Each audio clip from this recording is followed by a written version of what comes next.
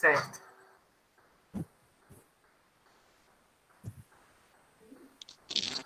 Samara, Cássia. Boa noite, Cássia. Boa noite, Alex. Gostaria que vocês me informassem se continua o barulho, que eu realmente precisei trazer o ventilador para mais perto. Samara, Cássia. Boa noite, Cássia. Boa noite, Alex. Não, o som tá limpo, Alex. O som tá Perfeito. limpo. Boa noite.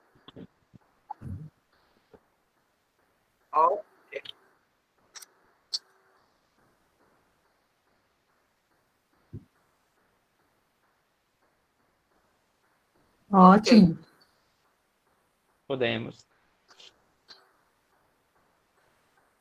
Posso apresentar o evento, Samara? Sim. Pronto. Inicia agradecendo aos participantes, agradecendo ao professor Alex Baoli por ter aceito o nosso convite. E o Veredas Literárias é um evento que é parte das atividades desenvolvidas pelo Grupo de Estudos em Literatura Brasileira Contemporânea da URCA, Universidade Regional do Cariri, campus Missão Velha. Este evento nós vamos ter, várias palestras acontecendo todas as quintas-feiras, a partir das 19 horas. A gente vai estar sempre tentando exibir, tanto aqui no YouTube, como também pelo Google Meet. As palestras, então, vão ocorrer nesse contexto pandêmico. Até então, nós temos palestrantes até dia 17 de dezembro, já agendados. São palestrantes que são convidados e vêm de diversas instituições nacionais e internacionais. Todas essas palestras vão tematizar sobre a literatura nas suas diversas linhas de pesquisa, com seus diversos atravessamentos, e, a fim de contextualização de onde nós estamos falando da Universidade Regional do Cariri, na região do Cariri, muito conhecida fora como Terra do Padre Cícero, e nessa região e nessa universidade a gente recebe alunos, recebe visitantes de diversos estados fronteiriços, Pernambuco, Paraíba, Rio Grande do Norte, e nesse evento nós já contamos com mais de 400 inscritos, e também de várias regiões do nosso país. O evento está disponível no CIS Eventos da URCA, o sistema de evento da URCA, e esse evento também conta com a certificação de tanto dos palestrantes como também dos ouvintes. Então, desde já, a gente agradece a participação de todos e todas, e agradece também ao professor Alex Baoli, que já está na sala, aguardando para uma fala sobre a literatura negra brasileira.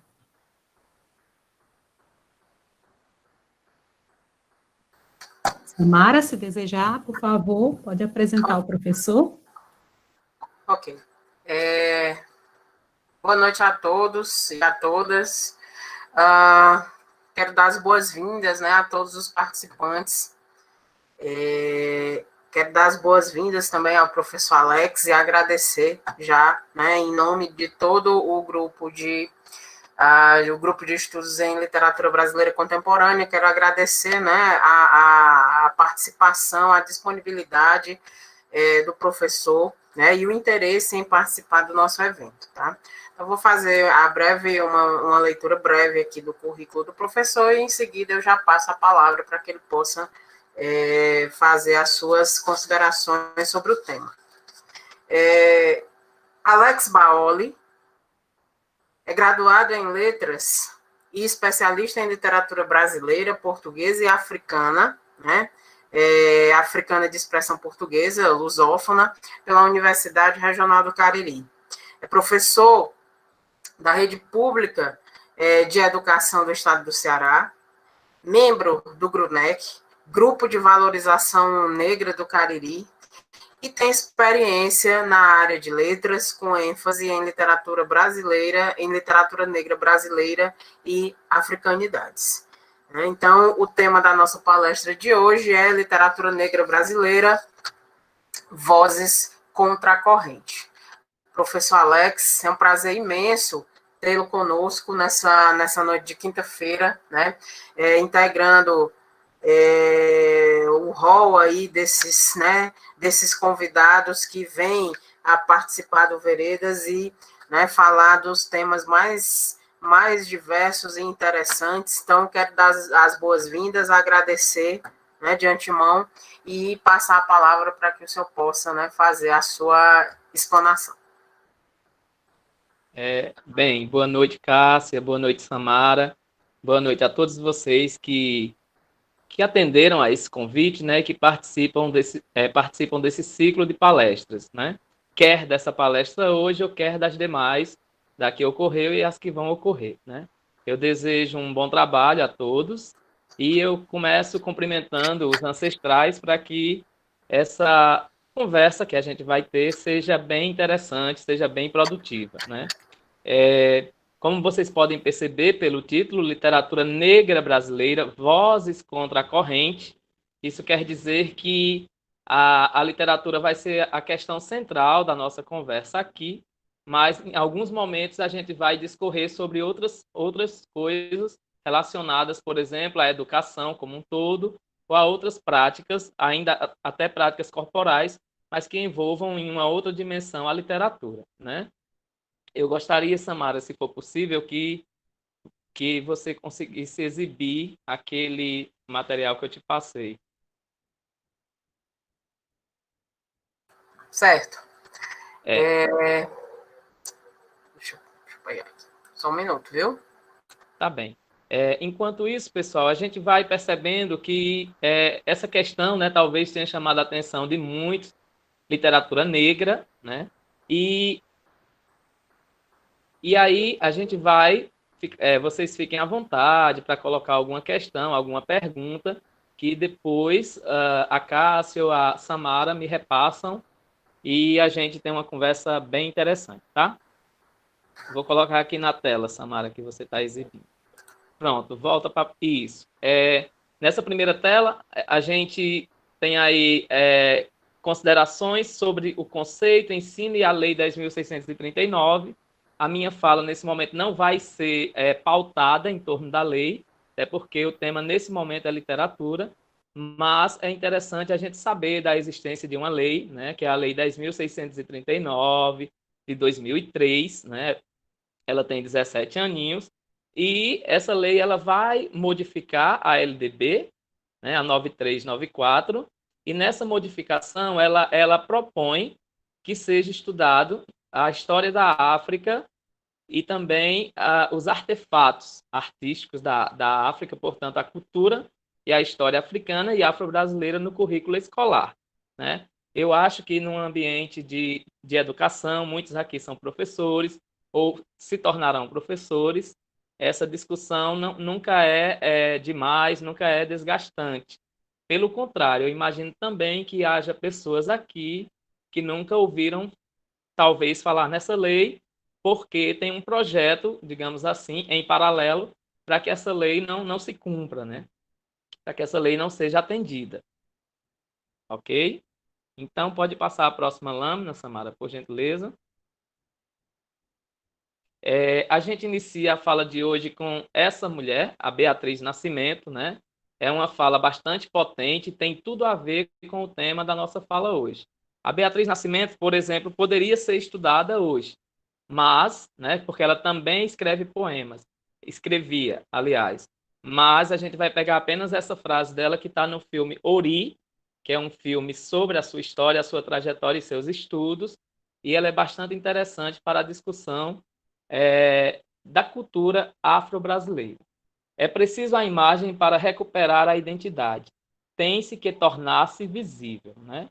Então, essa frase da Beatriz Nascimento, ela já nos coloca em uma situação de a gente começar a perceber os escritos, né, de autorias negras e olhar para essa imagem e tentar recuperar né, aonde se perdeu, né, onde foi que se perdeu esse laço de conexão com a própria humanidade dessas pessoas e com as suas reivindicações, né? Segue, por gentileza.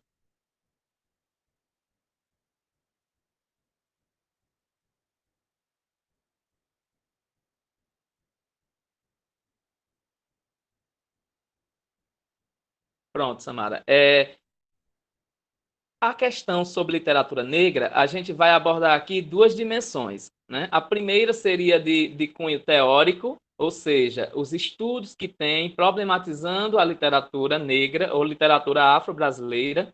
É um conceito que ainda não está determinado, se literatura afro-brasileira ou literatura negra, né? Tem um grupo muito forte lá na Federal de Minas Gerais, em torno do professor Eduardo de Assis Duarte, que preferem a ideia de literatura afro-brasileira, porque assim iria ressignificar a ideia de literatura afro-brasileira e iria se afastar um pouco da carga semântica, segundo eles, negativa que a palavra negro traria, né? Mas existe também um outro grupo forte em paralelo, lá de São Paulo, em torno do Luiz Silva, o CUT, né, que a gente vai já ver mais sobre ele, que defendem a ideia de literatura negra, justamente porque se sempre foi negada essa ideia de relacionar as pessoas negras no século XIX, as pessoas negras eram até facilmente relacionadas como sinônimos de escravas, né? Ser negro era sinônimo de escravo no Brasil.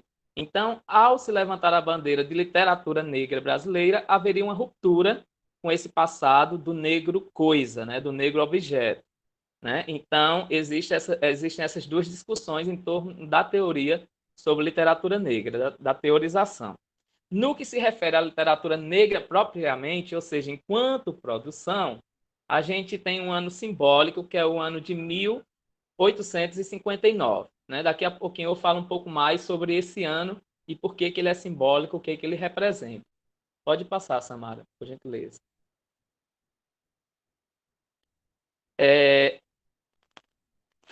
Pode seguir. Aí é o texto em torno da lei, Samara está passando, mas depois a gente pode disponibilizar, e é um texto que a gente encontra facilmente também na internet, em torno da lei que eu abordei no início, 10.639. Pronto, nessa tela aí, Samara. Nós temos aqui, né, a lista, o rol de alguns estudiosos sobre a literatura negra. Muitos desses são também produtores da literatura negra, né? Então, o conceito de literatura negra teorizado, ele vai se iniciar nos anos 40 pelo professor Roger Bastide, que é um professor francês, e veio ministrar aulas aqui na Faculdade de Antropologia, né, da USP. Então, esse professor, nos anos 40, vai formular uma série de conceitos, né, estudando o Brasil. Ele vai escrever uma obra sobre o candomblé, né, o candomblé da Bahia, e vai também escrever sobre poesia afro-brasileira, né? E aí, nessa primeira coluna, né, a gente vai ter uma série de pensadores, né? Alguns deles são estrangeiros.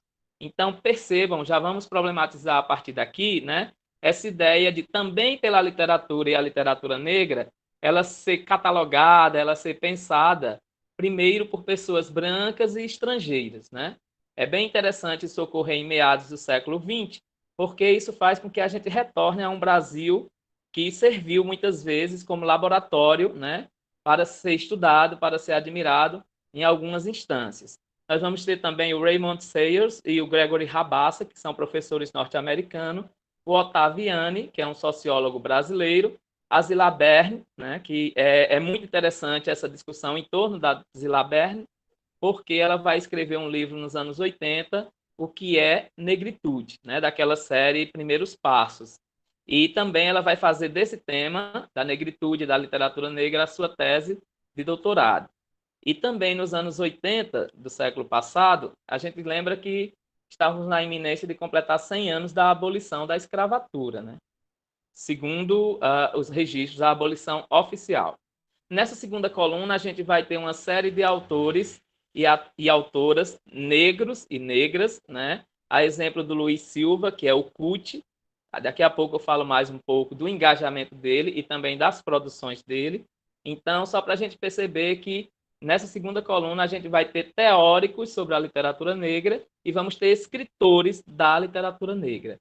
É o caso também da Esmeralda Ribeiro, que ela também teoriza sobre literatura negra e, junto com o CUT, iniciou lá a questão dos cadernos negros, que eu falarei daqui a pouco. O Eduardo de Assis Duarte, como eu iniciei falando, né, ele é o que defende o conceito de literatura afro-brasileira, certo? Junto com a Nazaré Fonseca, que são professores da UFMG e que fizeram, dentre outras coisas, construíram uma antologia dos poetas e dos escritores negros, né? Eles fizeram o catálogo de 100 escritores desde meados do século XIX até a atualidade, né? E Conceição Evaristo, que além de produtora da literatura negra, ela também reflete sobre, ela também teoriza. Existe uma frase dela, um verso, que acabou se tornando conceito, que é o conceito de escrevivência, né?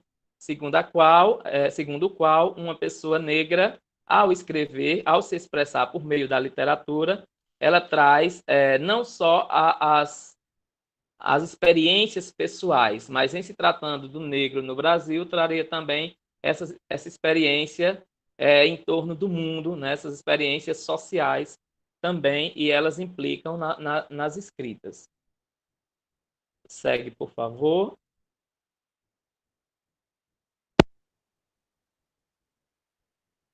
Pronto. Aí eu só trago, né, aqueles 5 autores da primeira coluna para vocês verem: o Roger Bastide, o Raymond Sayers, o Gregory Rabassa, o Ottaviani e a Zila Berne. Pode passar a próxima lâmina. Como a gente está falando de literatura negra, né, e literatura é também imagem, né, é produção, é imagem, é reflexão, eu não poderia deixar de trazer essas lâminas, digamos assim, com as expressões, com as imagens das pessoas negras. Também na ordem a gente vai ter o CUT, que é o Luiz Silva, a Esmeralda Ribeiro, o Eduardo de Assis Duarte, a Nazaré Fonseca e a Conceição Evaristo, né? Só para a gente ter um paralelo dos pensadores, não são apenas esses, né? Mas são esses 10 que eu trouxe para a gente debater hoje. Pode seguir, Samara, por favor. E aí, professor Alex, né? O que é literatura negra? Por que é literatura negra? Literatura não é literatura? Para que essa definição? Né? Então, para a gente não ficar nesse jogo de estar decidindo aqui o que é literatura negra e o que não é, até porque não é uma coisa estática também, muitos autores negros na atualidade, eles até querem evitar esse rótulo. Tem muitos que consideram que não escrevem literatura negra, né? Mas aí, para a gente pensar sobre literatura negra, eu trago aqui 5 indicadores que exatamente o Eduardo de Assis Duarte e a Nazaré Fonseca, os 2 professores da UMG, aos quais eu me referi, que eles traçam, né, esses 5 indicadores para a gente poder ter uma noção de literatura negra.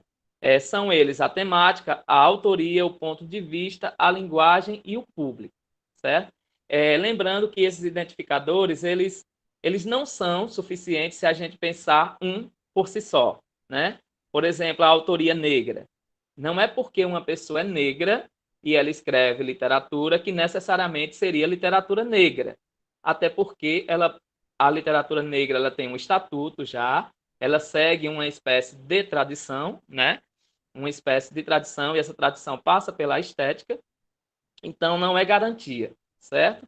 Pensemos aqui rapidamente se Pelé escrever a sua biografia ou mesmo um livro de poesia é necessariamente literatura negra, né? A gente se pergunta quais são as dimensões do Pelé no sentido social, na luta antirracista, né?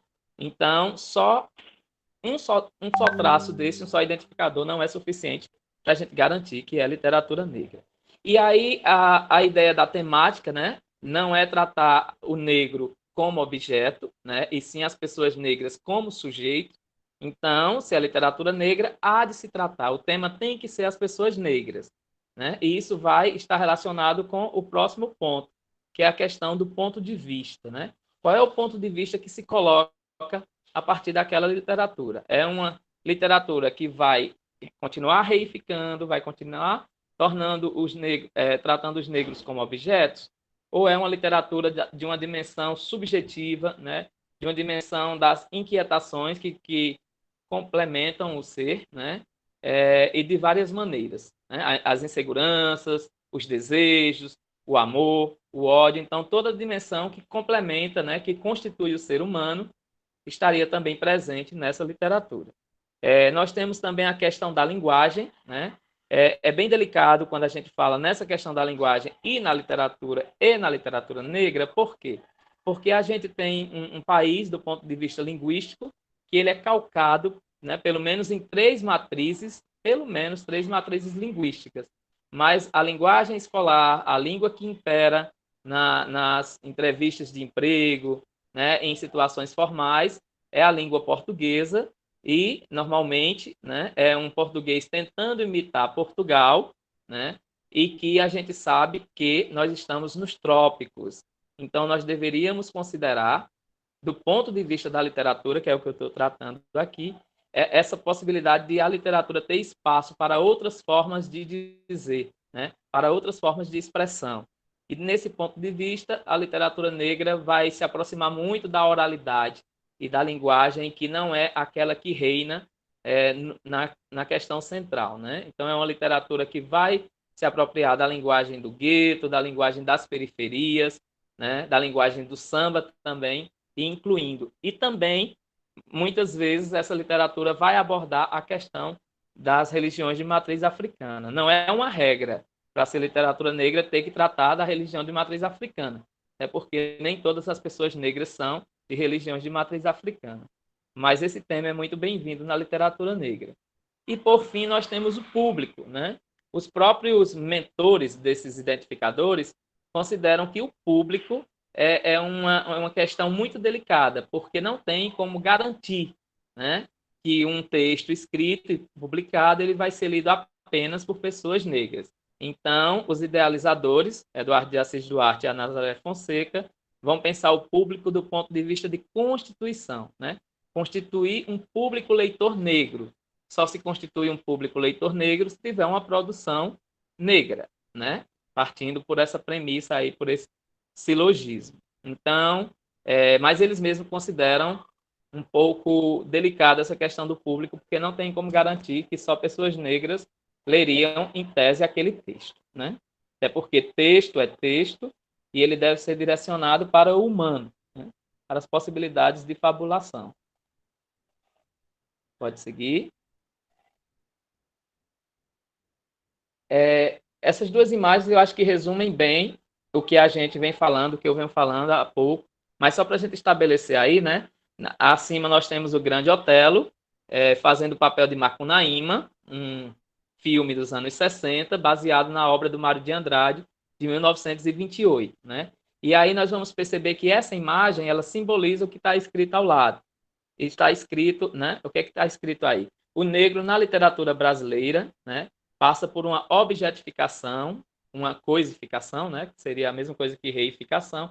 Tem também a questão da hipersexualização. Se a gente pensar, por exemplo, é um exemplo batido, mas serve para essa discussão aqui, né? Se a gente pensar no Cortiço e pensarmos no exemplo de Bertoleza, certo? Bertoleza é uma mulher, durante todo o romance, toda a narrativa, que é objetificada, é coisificada, ela mal fala, né? Ela mal reage ao que lhe é imposto.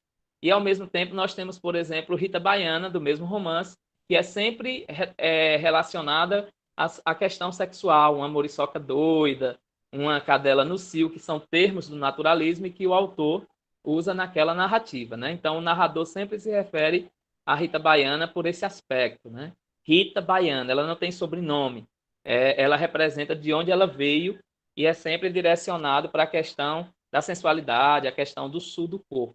Ainda no mesmo autor, a gente pode destacar, por exemplo, o romance O Homem, né? Em que a Dagmar, ela vai, a Magda, perdão, ela vai se inclinar, né?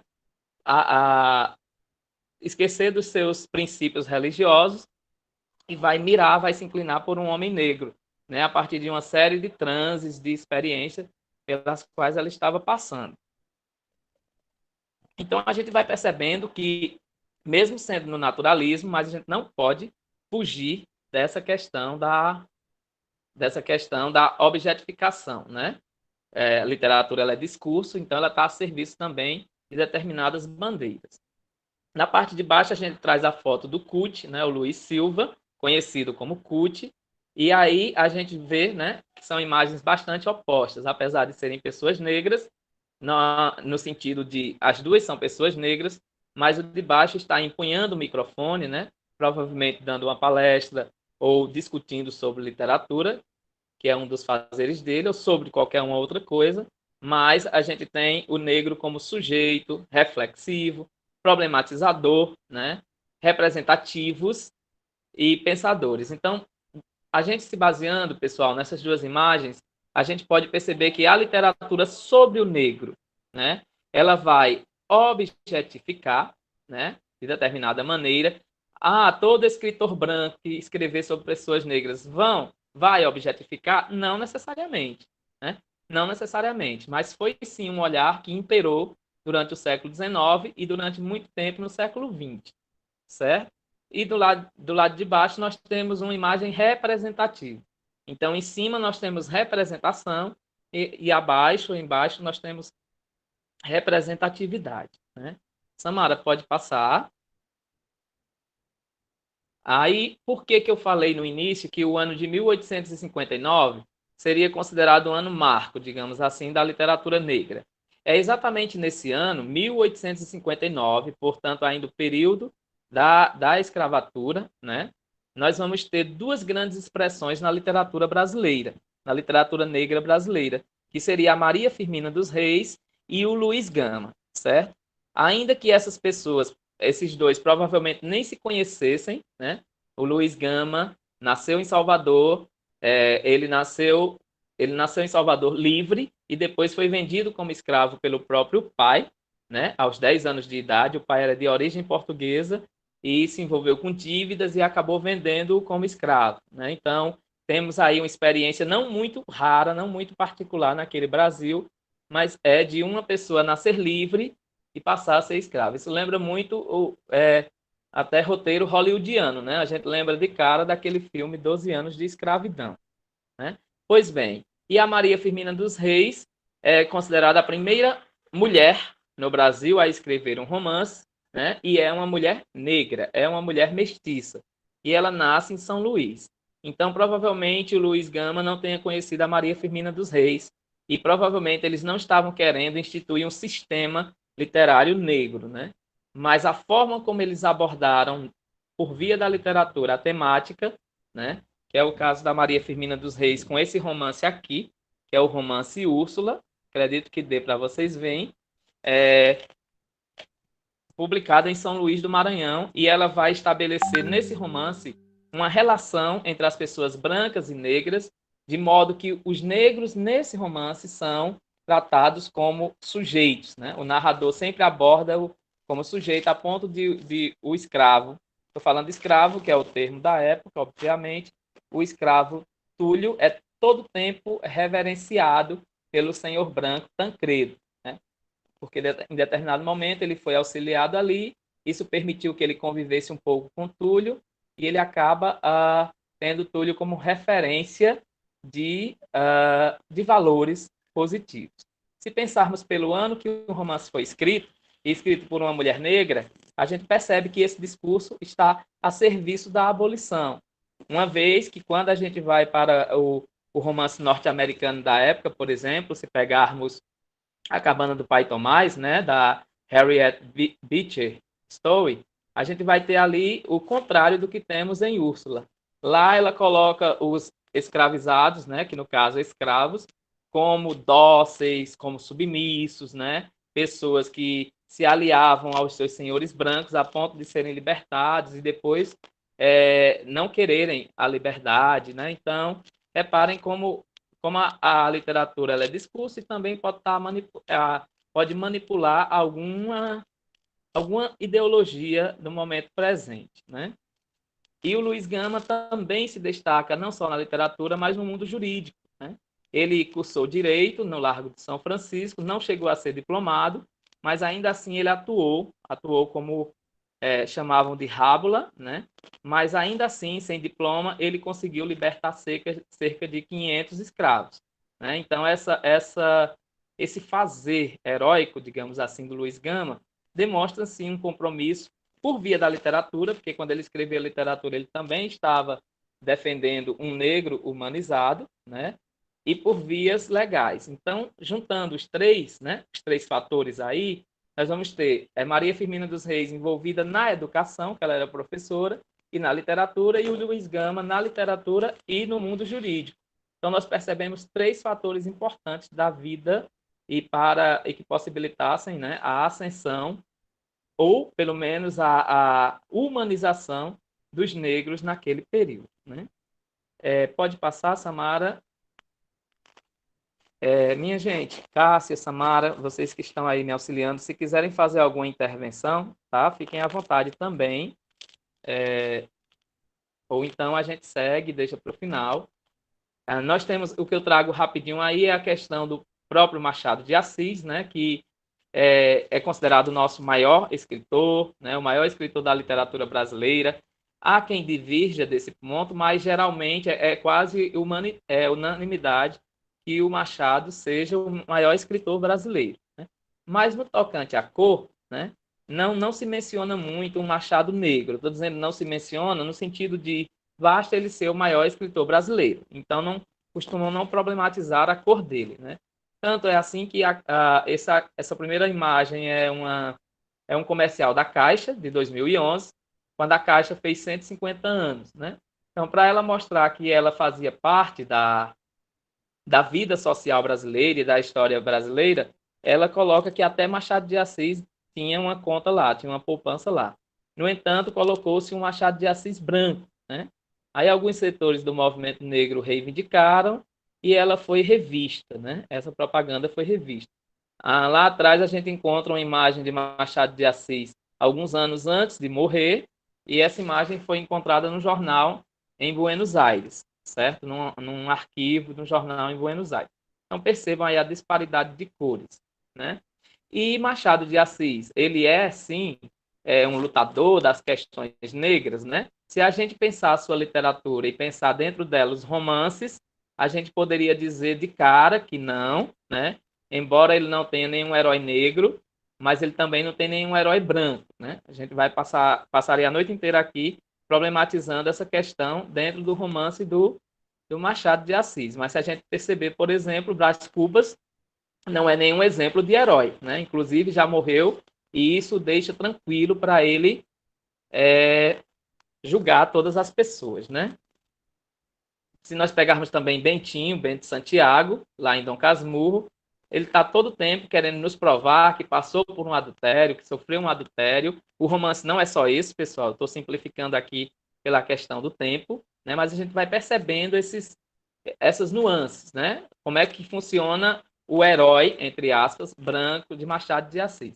E depois descobre-se que, por meio de crônicas, notas jornalísticas, ele tinha, sim, uma postura abolicionista, né? Ele era sócio de um jornal abolicionista e, segundo o biógrafo dele, o Magalhães Júnior, ele mantinha essa sociedade em segredo, né? Porque para ele a causa era maior, certo? Não estou aqui funcionando como defesa do Machado de Assis, mas eu estou colocando questões, até porque eu acho que ele dispensa defesas, né? Samara, pode passar. Eu já gostaria que Cássia ou Samara me orientasse sobre o tempo. Quanto tempo eu tenho ainda?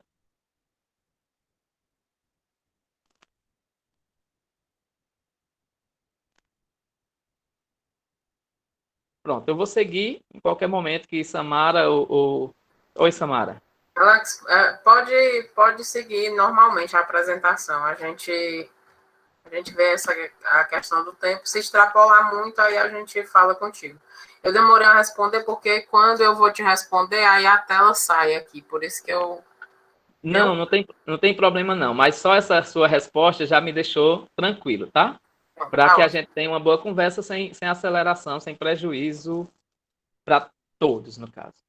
Então, ao lembrar, né, de Machado de Assis, no final do século XIX, todo o seu empenho, ele é a grande expressão do realismo, Aí a gente vai lembrar que logo depois que ele lança os primeiros romances realistas, acontece a abolição da escravatura, em 1888, né? Só que essa abolição ela foi no papel, mas ela não ocorreu de fato, né, na vida, na estrutura da sociedade brasileira. Por que que eu estou falando dessa forma? Não é novidade para vocês, né, em saber que as pessoas negras ficaram à disposição do Estado e nessa disposição elas ficaram à margem. Já que elas eram livres, então o Estado não tinha mais nenhum cuidado com ela, né? Mas, ao mesmo tempo, criaram-se algumas leis, como, por exemplo, lei da vadiagem, né? Segundo a qual dizia que se alguém fosse pego na rua sem estar trabalhando, iria preso, né? Ora, mas como era que essa massa iria estar trabalhando se não houve uma inserção, uma integração dessas pessoas naquele período? Muitas não eram alfabetizadas também. Ao mesmo tempo, o Estado brasileiro estava abrindo as portas e incentivando a imigração, né, de pessoas brancas da Itália, né, e de outros países para virem para o Brasil na tentativa de, segundo as teorias raciais da época, a eugenia que imperava bastante, embranquecer o país, né? Teve até quem profetizasse, o João Batista de Lacerda, em 1911, numa feira apresentando o Brasil em Londres, ele disse que em 2011 não teria mais nenhum negro se a gente mantivesse aquele processo de miscigenação e de imigração. Então é curioso a gente falar isso porque até o final do século XIX, as pessoas miscigenadas, elas não eram bem aceitas, né? De acordo com a teoria eugenista, elas eram degeneradas e deveriam ser evitadas, né? Mas agora, já no início do século XX, a miscigenação começa a ser louvada, principalmente a partir dos anos 20, dos anos 30. A miscigenação passa a ser o símbolo de harmonia, o símbolo de possibilidade, né? O Brasil é pregado como um paraíso racial, como, fazendo uma leitura aí do Gilberto Freire, a gente pode destacar. Também nos anos 30, então, percebendo essa problemática que os negros ficaram relegados, surgiu em São Paulo a Frente Negra Brasileira, né? Que foi um movimento político, um movimento bem organizado. A intenção era, autores, o Eduardo de Assis Duarte diz que para o negro brasileiro o século XX chegou nos anos 30, né? No sentido de estar acontecendo uma nova era. Então, essa Frente Negra Brasileira, do interior de São Paulo, vai possibilitar, vai propor educação para pessoas negras, crianças negras, e também as mulheres que tiveram um papel incrível também nessa organização, que as mulheres sempre tiveram papéis incríveis nas ordens e organizações sociais do Brasil. Quem quiser estudar sobre isso, pesquisa confrarias, pesquisa as irmandades religiosas, que vão ver. Então, também na Frente Negra, as mulheres desempenhavam um papel grandiosíssimo, porque também elas formavam outras mulheres para se inserirem na sociedade. Naquele período, era treinando algumas para serem domésticas, né? Domésticas, camareiras, mas era no sentido de integrar profissionalmente para depois possibilitar a educação, né? Então, a Frente Negra ficou muito grande, ela se espalhou por vários estados brasileiros, como Pernambuco, Bahia, Minas Gerais, e isso atrapalhou um pouco os planos, atrapalharia os planos do Getúlio Vargas. Então, por isso que o Getúlio Vargas decreta o fim da Frente Negra Brasileira em 87, então, em 37, perdão. Ela vai de 31 até 37, quando ele decreta o Estado Novo, percebendo o poder de organização. Pode passar essa imagem, passa outra também, Samara, por favor. Percebendo o poder de organização, uma quantidade de pessoas dessas, né, negras, naquele Brasil que temia e que escondia o racismo, era uma ameaça para qualquer governo, né? Então, assim, o Getúlio Vargas ele vai decretar o fim da Frente Negra Brasileira, porque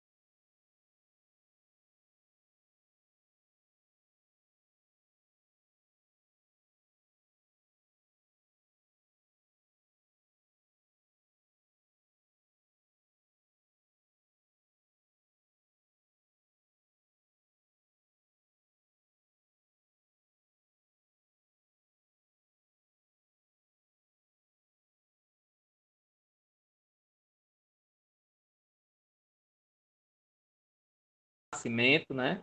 O Abdias ele vai possibilitar, vai pensar e propor o Teatro Experimental do Negro, o TEN.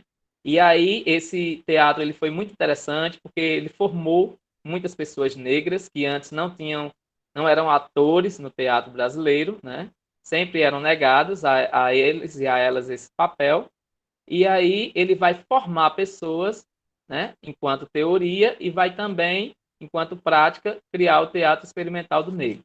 A Ruth de Souza, a conhecida Ruth de Souza, né, ela é uma das que passou pelo Teatro Experimental do Negro. O Antônio Pitanga e outros mais. Nós temos aí a foto, né, do Solano Trindade.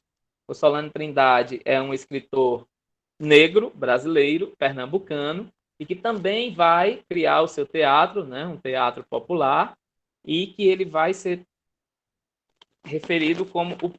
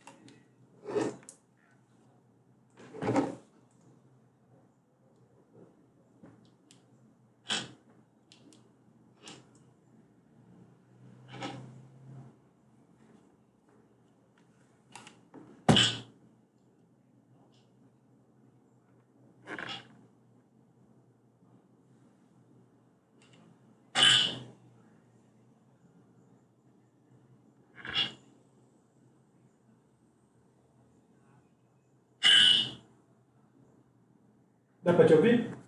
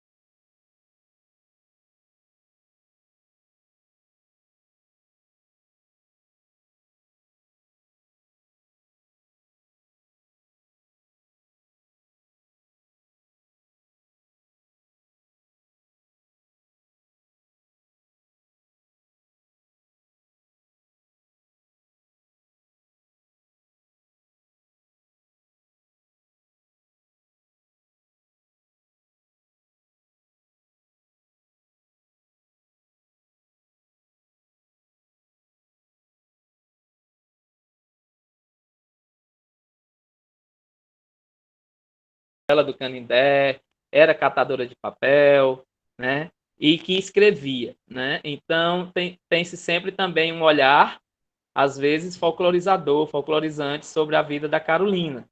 Exatamente por quê? Porque ela escrevia. Então ela estava num lugar que não lhe pertencia, né? Se ela tivesse com esses outros segmentos que eu falei, negra, moradora de favela e que catava papel, estava, de acordo com a ordem vigente, estaria no mundo dela. Mas como ela escrevia, é aí onde ela consegue, né, mostrar essa voz insurgente, essa voz que desestabiliza, né, o que foi posto como negativo, né? Aliás, que foi posto como algo inalcançável para as pessoas negras. E a Carolina Maria de Jesus, né, o livro dela mais conhecido vai ser Quarto de Despejo, Diário de uma Favelada, mas ela tem outras obras, Onde Está a Felicidade, né? Ela vai ter Favela, ela vai ter Provérbios, Diário de Bitita, Casa de Alvenaria. Então, a obra da mulher é gigantesca. Vou aproveitar o momento para fazer um merchan, né? Uma propagandazinha dessa biografia aqui da Carolina Maria de Jesus, do escritor Tom Farias, né? E aqui ele vai dar uma dimensão maior de sua obra, né? Ok? Agora há pouco a gente estava falando da Frente Negra e a gente lembra também do Lima Barreto, né, que foi uma voz bastante insurgente, morreu em 1922 e que teve uma produção gigantesca também. É uma outra voz que vai ser contra a corrente, certo? De uma obra bastante ampla. Ele escrevia sátiras, escrevia romances, contos, né? E também escrevia em jornais e sempre ficava questionando o modelo vigente, né? A ordem vigente no Rio de Janeiro, cidade em que ele nasceu, mas ele se sentia estrangeiro a partir do momento que era negado, né? E era problemático porque, como a Carolina Maria de Jesus, ele também tinha consciência que era escritor e que era um intelectual. Mas aí, mesmo sendo tempos diferentes, o tratamento tem sido o mesmo para as pessoas negras e pessoas negras que escrevem. Embora o Lima Barreto seja uma figura canônica, né?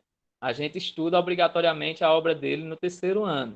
Já a da Carolina Maria de Jesus vai depender da proposta da escola e do currículo pensado, né? Pelo o professor e a professora. Pode seguir, Samara, por favor. Outro ano marco, né? Eu destaquei lá o ano de 1859, destaquei os anos 30 com a Frente Negra Brasileira, mas um outro ano marco no sentido de coletividade é o ano de 1978, porque ali vai surgir os Cadernos Negros. Pela própria capa aí, você pode até pensar que aí é capa do livro Quarto de Despejo, da Carolina Maria de Jesus, né? Mas aí o pessoal dos Cadernos Negros, que eu vou falar um pouco sobre ele agora, sobre esse pessoal, escolheu essa capa exatamente para fazer uma referência a como Carolina Maria de Jesus chamava os seus escritos, né? Que eram cadernos. Então, o que são os Cadernos Negros? Em 1978, né, uma década muito agitada, a década de 70, a luta pelos direitos civis avançando cada vez mais nos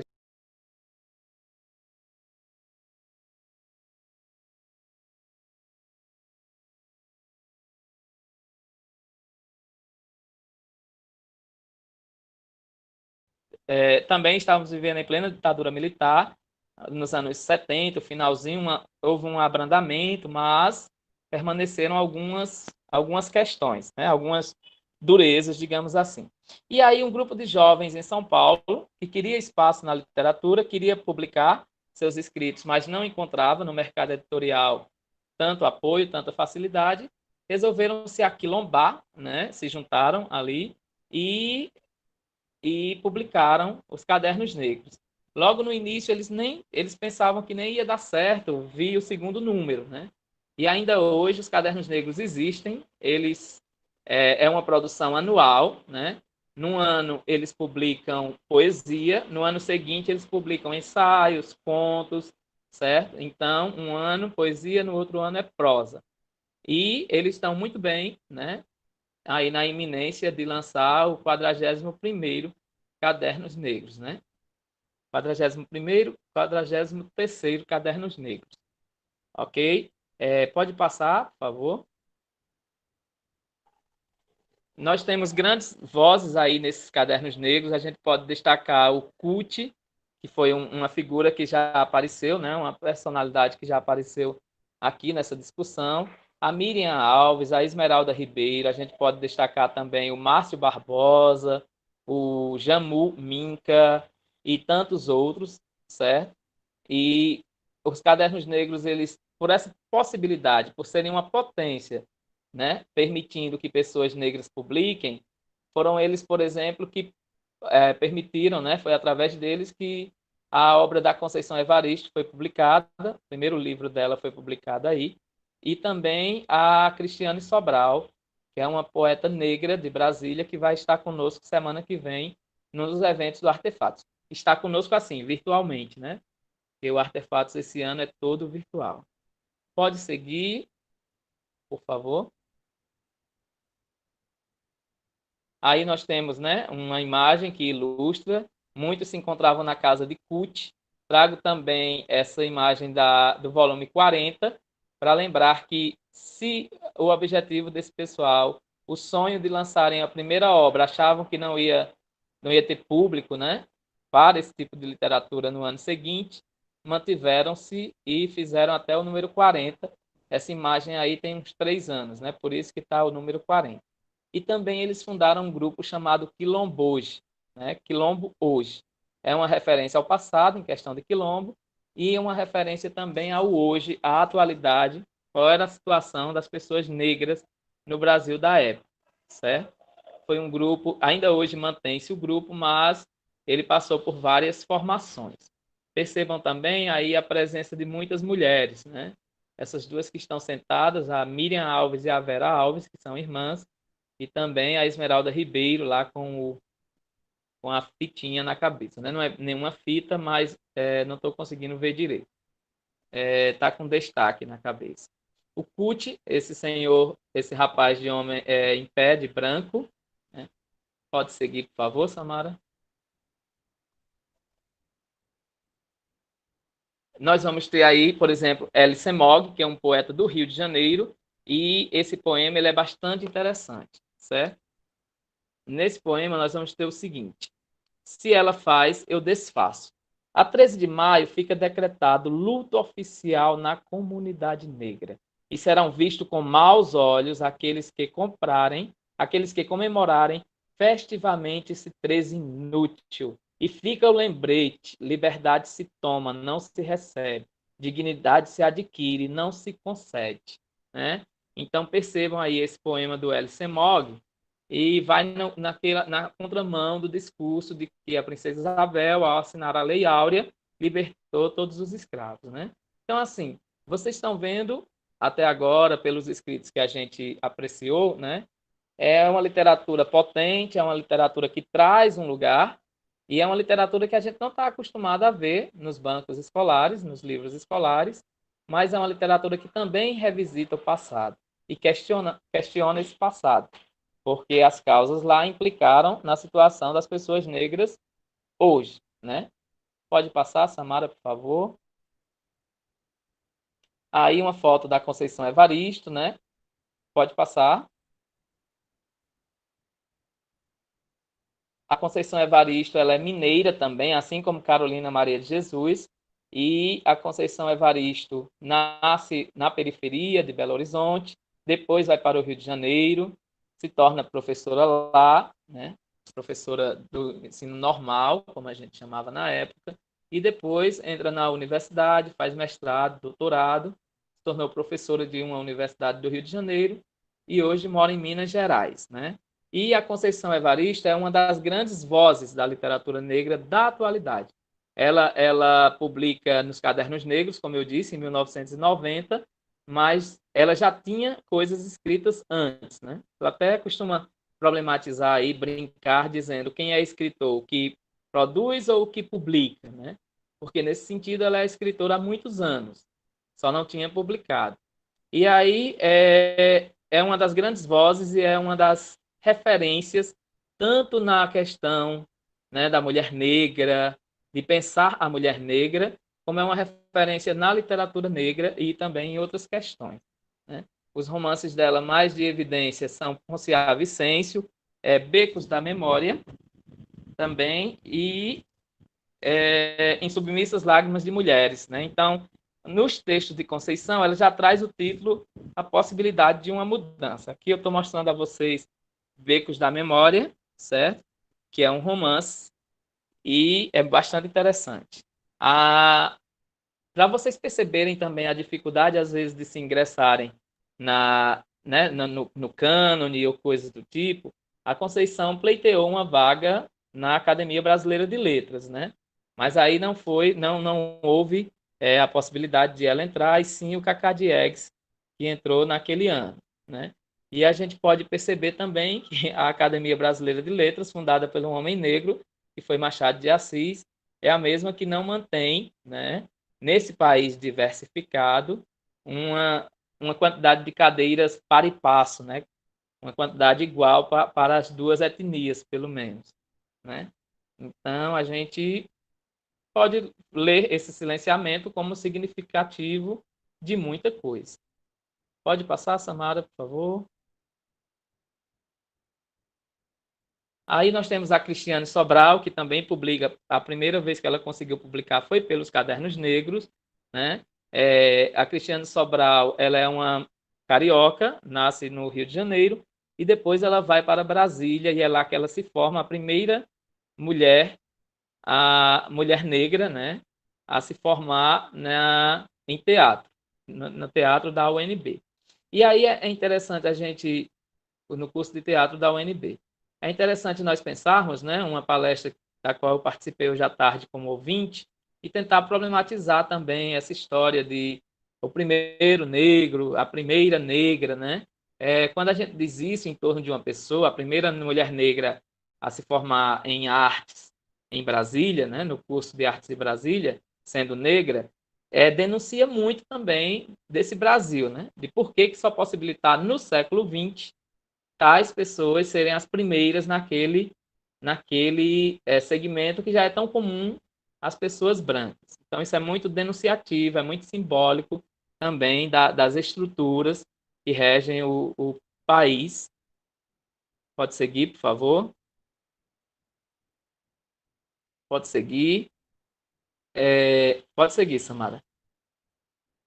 Aí nós temos... Pode seguir. Nós temos um poema que é bastante longo, Não Vou Mais Lavar os Pratos, o anterior. É muito conhecido também, até nome do livro, né, da Cristiane Sobral, o livro que a capa nós mostramos há pouco. E também nós temos aí o poema Mestiço Camaleão, que eu não vou ler com vocês, mas vocês encontram facilmente nos blogs, né, no blog da própria escritora, na internet. E esse poema ele é muito interessante para a gente pensar muitas questões no Brasil, como o colorismo, por exemplo, né? Então, eu sugiro a leitura desse poema. Pode passar, Samara. Nós temos aí a Ana Maria Gonçalves, né? Essa mulher é um espetáculo no sentido de uma grande expressão literária. Foi ela quem publicou, ela quem escreveu e, portanto, publicou esse livro, Um Defeito de Cor, que é um livro bem fininho, né? Eu trago ele aqui comigo. Olha só, 947 páginas, né? E esse livro é maravilhoso, certo? Eu não vou nem adentrar muito no livro, porque a gente perderá certamente a noção do tempo, de tão envolvente que é essa literatura, né? Pode passar, Samara, por favor? Nós temos aqui o início desse livro, que eu mostrei agora há pouco, né? Um Defeito de Cor, e eu vou ler para vocês um pouco, para a gente ter uma noção de como se insere, de como se configura a literatura negra brasileira, né? Esse aí é o iniciozinho tal qual está no início da narrativa aqui no livro. Quem der. Eu nasci em Savalu, reino de Daomé, África, no ano de 1810. Portanto, tinha 6 anos, quase 7, quando essa história começou. O que aconteceu antes disso não tem importância, pois a vida corria paralela ao destino. O meu nome é Quendé porque sou uma Ibeje e nasci por último. Minha irmã nasceu primeiro e por isso se chama Taió. Antes tinha nascido meu irmão Cocum. O nome dele significa não morrerás mais, os deuses te segurarão. O Cocum era um abicu, como a minha mãe. O nome dela, Durorique, era o mesmo que fica, tu serás mimada. A minha avó, Dorojaiê, tinha esse nome porque também era um abicu. O nome dela pedia, fica para gozar a vida, não nós imploramos. O que acontece aí? Só por esse trecho aí, a gente já tem uma série de fatores que a gente pode analisar, né? É um romance de 2006, mas está contando a história de 2 séculos anteriores, né? Portanto, o início do século XIX aqui no Brasil. E é interessante porque no período em que, né? Claro que é uma ficção, pessoal, mas a gente pode pensar o seguinte: a Ana Maria Gonçalves ela foi sensível, né? E ela teve uma grande sacada, né? Foi muito inteligente nesse sentido de pensar em escrever um romance pela voz de uma mulher, essa mulher que foi escravizada, que veio para o Brasil, certo? E essa mulher o tempo todo está narrando a história para um filho que ela perdeu, e aí a gente entrecruza com a história de Luiz Gama, que é aquele menino que foi vendido aos 10 anos, né? Um menino negro, foi vendido como escravo aos 10 anos e tinha nascido livre. Então, o romance inteiro é essa narrativa, ela contando para o filho caso um dia ela o encontre, para mostrar pelas cartas que ela escreveu que nunca tinha esquecido dele.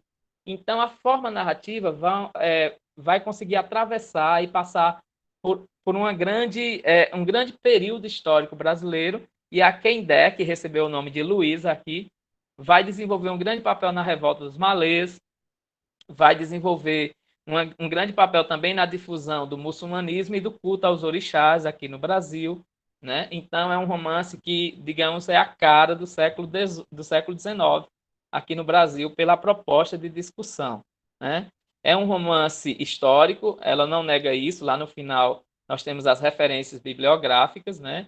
Mas é um romance bastante interessante. Há quem diga que é a Bíblia do movimento negro, né? Dos leitores negros. Bíblia no sentido de ser uma espécie de guia de leitura, né? E não no sentido que a Bíblia representa para os cristãos, porque os códigos aqui são outros, né? E aí a gente aproveita para lembrar que eu falei da Revolta dos Malês, uma revolta que aconteceu em 1835, portanto o Brasil ainda não tinha nem se estabelecido o romantismo, né? E aí, o ano de 1835 acontece a Revolta dos Malês. Foi uma revolta pensada, gerada e mantida por pessoas negras, né? Pessoas negras leitoras de Salvador na época, e eram muçulmanos, né? E os muçulmanos tinham que ler o Alcorão, ler diretamente. Eles não têm pessoas que leem e interpretam para eles. Então, obrigatoriamente teriam que saber ler, e eles propuseram uma revolta muito grande em Salvador, que não deu certo, mas se tivesse dado certo, teria revolucionado aquela cidade, né? Naquele período. Então, assim, contar a história de quem der é contar a história do Brasil. Nós vamos ter aí também cenas fortes de estupro, né? De violência física também contra os escravizados. É um romance muito bom, ele só tem 10 capítulos, mas a história é repartida em microcapítulos, né? Em subcapítulos que ajudam na fluidez da leitura, tá bom? Pode passar, Samara. Esse aqui é apenas um trechinho de um artigo que eu escrevi sobre esse romance, né? Eu vou ler apenas um pouco, mas quem quiser encontrá-lo, eu posso dizer aqui. Vocês podem procurar o portal Literafro da UFMG, e esse artigo está lá. E eu vou ler só um pouquinho aqui, que são impressões sobre o romance. Ana Maria Gonçalves, ao escrever essa obra a partir de um período da história do nosso país, Brasil Imperial, está mais do que escrevendo literatura, pautando em caráter revisionista o papel de muitas das mulheres negras na história do Brasil, que, embora abundantes na realidade, são pouco referidas e menos ainda representadas na literatura brasileira. Quem der, ela foi estuprada, né? E ela teve um filho fruto desse estupro. Depois ela tem um outro filho, e aí já não é fruto de estupro, é da relação que ela teve com o Alberto. Então, ao longo da narrativa, ela tem 4 filhos. É muito interessante a gente pensar essa personagem mulher que tem 4 filhos, porque quando a gente vê mulheres negras na literatura e na literatura canônica, né, em geral elas não têm nenhuma casa, não têm uma família como referência, né? Elas não têm filhos, são estéreis, e isso pode simbolizar bastante, né, desse traço de silenciamento na literatura brasileira. Pode seguir, Samara, por favor. Nós temos aí o Pucci, pode seguir, eu já falei um pouco sobre ele, né, mas ele é um dos fundadores dos Cadernos Negros, e nós temos aqui uma série de escritores negros na atualidade, certo? Vou falar rapidamente de cada um deles, mas nós não temos apenas esses, obviamente, são mais. A Cristiane Sobral, eu já falei, foi uma das autoras contempladas aqui. Lívia Natália, eu errei aí a grafia, Natália com apenas um A. Ela é professora da UFBA e é escritora também, né? Fez poemas aí criticando a polícia, né? A violência da polícia, aliás, da Bahia, e esse poema ele recebeu um prêmio, mas foi vetado porque ela está denunciando alguns comportamentos ali, né? A Jennifer Nascimento, que é uma mulher que nasce em Paulista, aqui em Pernambuco, mas que hoje mora em São Paulo, participa dos saraus, né? O Alan da Rosa, que já veio várias vezes aqui no Cariri, pelo Artefatos, Iniciativas Negras, e é um grande produtor e pensador da literatura negra também, e ele joga muito fundindo a linguagem da capoeira com a linguagem da literatura. A Mel Adum, que é norte-americana, tem pais brasileiros, mas nasce em Washington DC, e hoje mora em Salvador e tem alguns toques, que é uma espécie de livraria, né? Uma espécie de complexo que produz e dá destaque à arte negra. O Durval Arantes, que é um grande escritor também, né? Está na iminência aí de publicar um romance, o Enigma de Achante, que é uma narrativa, como o nome diz, enigma, né? É uma narrativa de suspense envolvendo algumas questões entre África, Estados Unidos e Brasil. O L.C. Mogg, que é aquele que a gente leu o poema aqui, 13 de maio, né? E que é um poeta carioca. Júlia Emílio Braz, que tem bastante literatura para o mundo infantil, certo? Ele tem cerca de 200 livros publicados em torno da literatura infantil e é bastante interessante e é uma aposta, né, para nessa tentativa de levantar bandeiras e também se posicionar politicamente, tentar fazer com que as novas crianças, né, tanto se sintam representadas pela escrita, como essa escrita sendo lida por uma criança branca, começar a quebrar preconceitos também. Ney Lopes, né, que é conhecido só mais no mundo do samba, mas ele é um grande pesquisador das questões afro, não que no samba ele não pudesse fazer essa pesquisa, né? Mas além de no samba ele fazer essa pesquisa, ele também vai ter algumas produções literárias nesse sentido, né? Nós vamos ter também aí a Elisa Lucinda, que é uma atriz global, mas que também tem vários poemas maravilhosos, está sempre fazendo palestras, dando falas sobre literatura negra. Eu recomendo no YouTube toda a série Diálogos Ausentes, mas eu recomendo que é com ela, né? E a Jennifer Nascimento. Quero trazer para vocês aqui esse livro de uma Ialorixá, a mãe Estela de Oxós, certo? Ela foi a matriarca do Ilê Axé Opoafonjá, que é um terreiro bastante conhecido e tradicional de Salvador, e ela faleceu no final de 2018, né? A mãe Estela, ela é apontada como uma das primeiras Ialorixás que escreveu um livro, né? Então ela escreve esse livro, Meu Tempo é Agora, e é um livro que, segundo ela, a proposta para que se mantivesse alguns costumes e alguns rituais para a posteridade, né? Ela era um Ialorixá, como eu disse, e bastante respeitada no mundo das religiões de matriz africana. E eu trago esse livro para a gente pensar também, né, na quebra de barreiras e na quebra de expectativas, né? Uma mulher negra de santo, de terreiro, pode também escrever, porque ela também tem o que dizer. E se ela não escrever, né? A intenção aqui da minha fala, como vocês perceberam, é uma defesa da literatura negra desde o início. Acho que todo mundo percebeu isso. Mas aí, se não escreve, está também no mundo da oralidade, que é uma outra possibilidade de usar a palavra, de usar a linguagem. Samara, passa aí, por favor. Pronto, eu vou brindar vocês, digamos assim, com um poema para a gente encerrar aqui, né? Porque eu acho que tem algumas questões a serem feitas. E aí, esse poema do Kuti, que é aquele autor que a gente vem mostrando desde o início. O nome do poema é Trincheira, né? Falaram tanto que nosso cabelo era ruim, que a maioria acreditou e pôs fim. Raspou, queimou, alisou, frisou, trançou, relaxou. Ainda bem que as raízes continuam intactas e há maravilhosos pelos crespos conscientes no quilombo das regiões íntimas de cada um de nós, né? Então, muito obrigado pelo apoio, pelo espaço, pela escuta.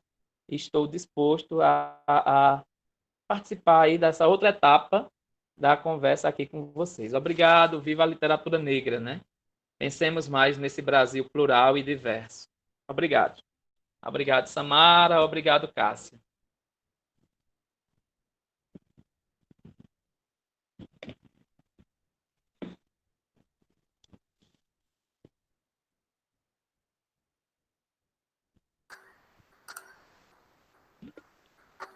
Bem, professor Alex explanou aí brilhantemente as suas considerações sobre a literatura negra brasileira, né? Então, nós abrimos agora o espaço para as questões, para as perguntas, né? E para as questões que dizem respeito ao assunto. Enquanto, né, nós estamos aqui, eu queria destacar, Alex, alguns nomes, né? Aliás, um nome, que é uma obra que eu conheço bem, que é a obra da Kilsan de Oliveira, né? Sim. Acho que é o Mundo no Black Power de Taió. Isso. Que é um livro muito interessante, publicado pela editora Peirópolis, é uma editora de São Paulo que eles trabalham com projetos, né? E aí essa obra é uma obra muito interessante, né? Porque é uma obra que busca, né, desconstruir estereótipos, mas também, né, busca, né, a aceitação, né, estética mesmo, né, da Taió, né? E é uma obra muito interessante. Infantil, né? Na época do Artefatos, né? Presencial, e quando eu tinha a livraria, né? Eu sempre levava para o Artefatos, né? Os livros da Kilsan. Né? Havia uma parceria muito interessante entre o Artefatos e a editora Peirópolis, né? E nós da Livraria Cariri, éramos as responsáveis por fazer a comercialização desses livros, né? Então, eu acabei, através desse trabalho com a livraria, eu acabei fazendo a leitura desse livro da Kilsan, né? Aí, outro autor que eu queria destacar, né, que é um professor que está sempre também no Artefatos, é o Henrique Cunha, né? Que curiosamente, ele tem um livro de contos, né? Eu não me ocorre agora o título do livro, mas eu lembro que nessas passagens da livraria pelo Artefatos, né, eu fiz a leitura de alguns contos desse livro dele, né, e é interessante também, uma narrativa muito interessante. Isso. Samara, é interessante você destacar tanto aqui o Sandy Oliveira, né, que já é conhecida no mundo da literatura infantil, que também é uma aposta, né, como eu disse a respeito do Júlio Emílio Braz, e o Henrique Cunha, né, que tem uma história, não tem como separar a história do professor Henrique Cunha da história do movimento negro brasileiro, certo? Ele que participou, ele que teve, desde a sua infância, a casa dele era frequentada por Florestan Fernandes, por exemplo, né? E ele também participou de alguns números dos Cadernos Negros, né? E ele, por ser de São Paulo, ele conhece essa galera mais de perto, e desde o início lá, o Cult, a Miriam Alves, a Esmeralda Ribeiro e outros mais. Inclusive, o Henrique Cunha esteve abrindo Artefatos desse ano com uma palestra segunda-feira que está disponível no YouTube sobre urbanismo africano, 6.000 anos. Eu até sugiro quem puder ver. Então, agradecido, Samara, por você trazer a lembrança aí do professor Henrique Cunha, que é professor da UFCA atualmente. Pronto. Pode falar. Não, pode dar seguimento à sua... Não, assim, sempre quando eu faço alguma fala em algum local, né, eu fico na expectativa também das perguntas, porque eu considero que as perguntas, elas tanto renorteiam a gente, no sentido de a gente partir para um outro ponto da reflexão, a complementar o que, por alguma razão, pareceu ficar vago durante a explanação, né? Mas aí, se não tiver também, não tem problema, a gente pode ir dialogando assim, de maneira geral, né? Professor Alex? Oi, Cássia. Então, gostei muito da fala, acompanhei completamente a fala. Achei, assim, que trouxe fez muitas pontes com o minicurso que eu trabalhei, né, no início desse mês, Literatura Afro-Brasileira e o Ensino, né? Trabalhei com a professora Janaína. mas a gente trabalhou mais na perspectiva de mulheres negras, né, que escrevem, que fazem esse trabalho de escrita e também de denúncia, né? E aí, uma das questões que me fizeram durante este evento, e aí eu falo do evento do minicurso, foi sobre a questão de lugar de fala e a questão de lugar de fala e desse trabalho que está em lei, né, dessa perspectiva que está em lei, porque a lei não fala, né, não vai dizer assim, olha, só apenas os brancos podem ou devem, apenas os negros, né, podem ou devem ensinar a literatura negra, trabalhar a literatura negra dentro de sala. A lei não diz assim, né? A lei, ao contrário, né? Ela tem a premissa maior de que isso seja trabalhado em sala de aula. E aí foi um dos questionamentos, eu falei muito sobre a questão de um falso, uma falsa neutralidade, né? Porque se diz, olha, para respeitar o lugar de fala da pessoa negra, eu não vou ensinar sobre a literatura negra. Né? Já me ocorreu de ouvir essa fala. E aí, se você puder fazer alguma explanação sobre isso, sobre essa questão de lugar de fala, e essa questão, né, de como a legislação coloca isso, e até a gente já pode ir pensando aqui a discussão, também do nosso lugar de fala como professor, né, como professora, como pesquisador, como pesquisadora, né, e da literatura como algo que é mundial, universal, né? Então, eu gostaria muito que, se você puder fazer um comentário sobre isso, para também a gente ir pensando melhor, né? Fechando essas arestas. Cássia, eu agradeço pela pergunta. O que eu vou falar aqui é muito do meu olhar também, né? Portanto, é um olhar limitado por ser um olhar, né? Por ser o olhar de uma pessoa, já é limitado. Mas o que eu tenho a te dizer, comentando sobre lugar de fala, né? Eu acho que, como quase todo conceito, e um conceito tido como novo, ele acaba causando alguns equívocos, certo? Exato. Indubitavelmente, esse é um dos que também causam equívoco, né? A própria Djamila Ribeiro, quando ela está tratando disso, no livrinho dela, bem conhecido, né? O que é lugar de fala, que eu estou aqui com ele, por exemplo, ela não diz que pessoas brancas não têm lugar de fala, por exemplo. Não é isso que ela diz, né? Ela vai dizer que, partindo da ideia, da premissa de que pessoas brancas, e no caso mulheres brancas e mulheres negras no Brasil, elas tiveram trajetórias distintas, é óbvio que elas vão ter experiências na hora de relatar, experiências também distintas, né? Então, eu não sei se tem esse conceito, mas eu quero levantar aqui a partir da tua provocação. Lugar de fala pressupõe um lugar de escuta também, né? Então, assim, não é só eu falar que eu vou ter a garantia que a coisa vai ser transformada. Isso é uma coisa ditatorial, é autoritarismo. Para eu falar, você tem que escutar, pensarmos juntos para a gente poder transformar essa estrutura, como nos lembra o Silvio Almeida, né? O racismo estrutural, né? E ele passa também pelo silenciamento, pela invisibilidade. No tocante à questão da aplicação da lei, eu acho que foi uma saída ruim, mas foi inteligente no sentido de pensar, de reflexão, para quem quer se furtar às vezes das suas responsabilidades de trabalhar e aplicar a lei, dizendo que não vai falar porque não é negro e negro tem lugar de fala, né? Mas aí a gente percebe que isso é uma saída pela claraboia, fuga pela claraboia, para fazer aqui referência ao livro do Freitas, né? Nosso estimado professor. Por que é uma fuga pela claraboia, Cássia?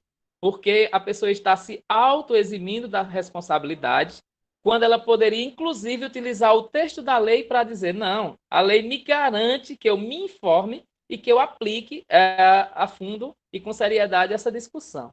Então, eu acho que é uma desculpa fajuta, mas é possível, porque no mundo existem todas as possibilidades, existem todas as modalidades de seres humanos, mas eu acredito que ninguém pode ser rechaçado porque está falando algo, e esse algo é positivo e é cheio de boas intenções, né? Então, lugar de fala, voltando ao inicial, é entendido como um equívoco por algumas pessoas.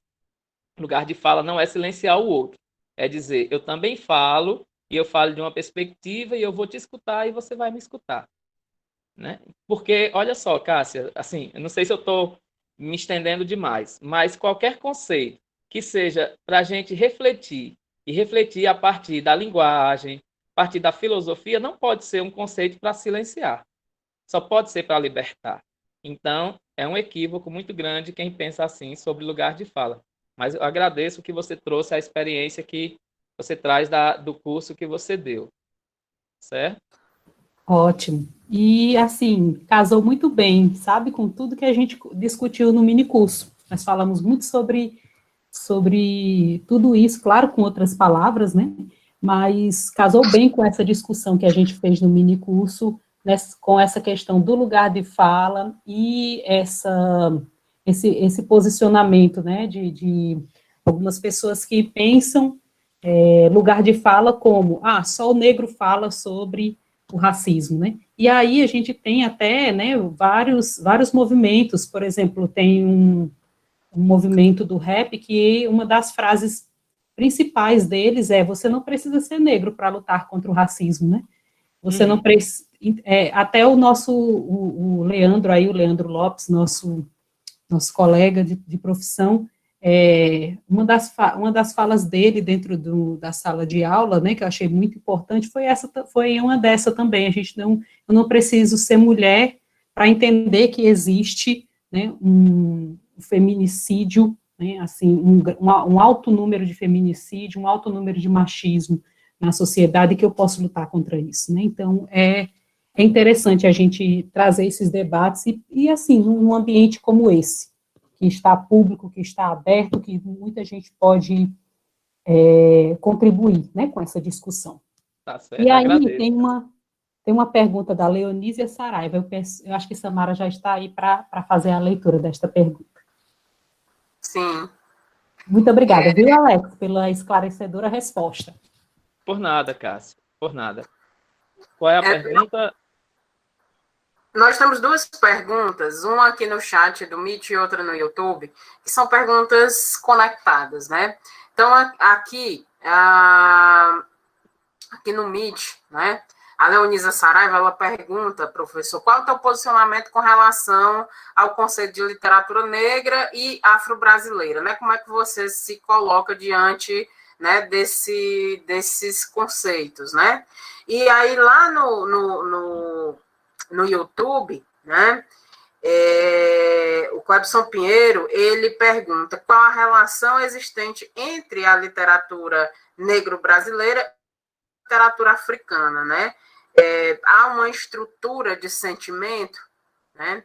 Então, como é que se estabelece, né, esse link, né, essa vinculação entre a literatura negra brasileira e a literatura africana? Tá certo. Samara, vamos primeiro para a pergunta inicial, né, da Leonisa, é isso? Isso, Leonisa Saraiva. Pronto. Leonisa, nessa questão, não está bem determinado ainda se é literatura negra ou literatura afro-brasileira, até porque é arte e não teria a urgência dessa definição, né?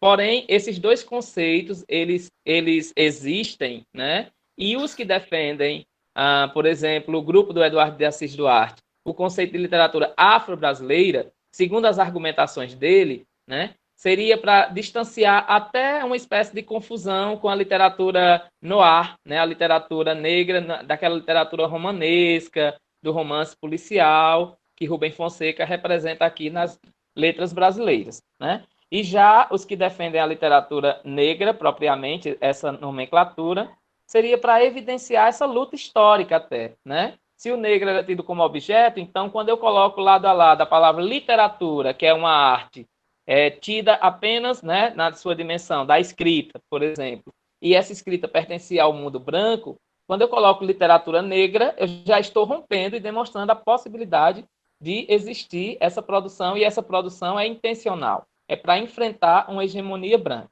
Com relação ao meu posicionamento, eu escolho, né? Eu posso te explicar aqui por que o conceito de literatura negra, certo? De literatura negra. Por quê? Porque até pela carga histórica, essa positivação, se antes xingavam as pessoas negras de negras, no sentido de querer ofendê-las, ao saber que tem uma escrita potente, é uma arma de defesa também. Então, a minha posição pessoal é de defender o conceito de literatura negra. Isso não significa excluir o conceito de literatura afro-brasileira. Inclusive, isso me dá até mais liberdade de transitar entre os dois conceitos, né? Agora, por questão de nomenclatura, né? Não entendo também por que afrodescendente é sem hífen e afro-brasileiro é com hífen, né? Talvez aí já seja também uma possibilidade dentro de uma coisa que ficou cristalizada para tentar, ainda através da língua, fazer essa cristalização, essa repartição dos segmentos afros, né? Eu estou entrando já numa discussão bem mais, né? Isso é pragmática, eu estou entrando no mundo da linguística, mas ficando só na questão social e da literatura, Leonisa, eu digo que defendo o conceito de literatura negra, tá? A pergunta do rapaz, Samara, se você puder repetir bem resumidamente. Ele pergunta qual a relação entre a literatura negra brasileira e a literatura africana.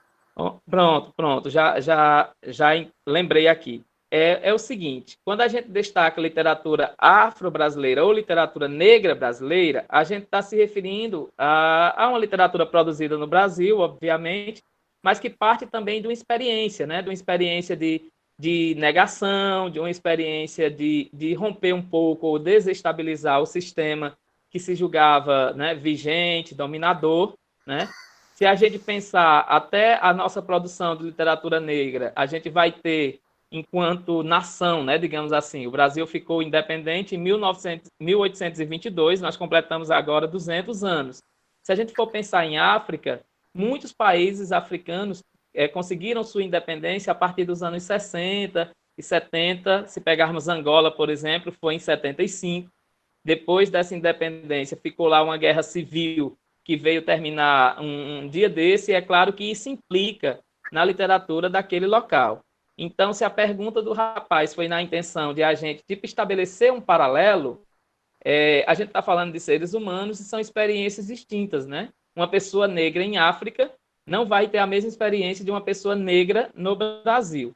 Consequentemente, as suas literaturas também não. Vou dar um exemplo de que a literatura negra brasileira não pode ser confundida com a literatura africana. Se nós pegarmos, por exemplo, Água Lusa, né? É um escritor branco, né? Mesmo passando por um país que foi colonizado, a experiência dele não vai ser da mesma de um negro no Brasil. Se a gente pegar, por exemplo, outros nomes, sabe, Pepetela, e nós pegarmos outros nomes da literatura angolana, a gente vai perceber esse olhar a partir daquele país.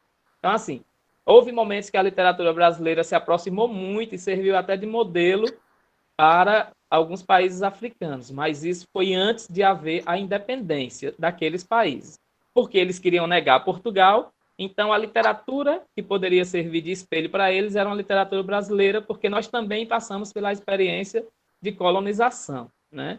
Então, aquele universo ali de Jorge Amado, Graciliano Ramos, Raquel de Queiroz, que a gente chama de literatura de 30, o romance de 30, vai ajudá-los a terem um parâmetro literário, já que eles estavam negando Portugal. Vê depois, Samara, se ele diz um sim, se ele se sentiu contemplado, né? Tem mais perguntas? Senão eu posso continuar com a dele. Alex, é bem interessante essa questão da literatura africana, mesmo a literatura africana de expressão portuguesa, né? Porque hoje, se a gente para analisar os nomes mais midiáticos, né, da literatura africana de expressão portuguesa, são o Água Lusa, o Mia Couto, né? Então, são escritores brancos, né, falando dessa experiência, né, de viver numa África, né, pós-colonização, né? Exato. Bem colocado essa questão.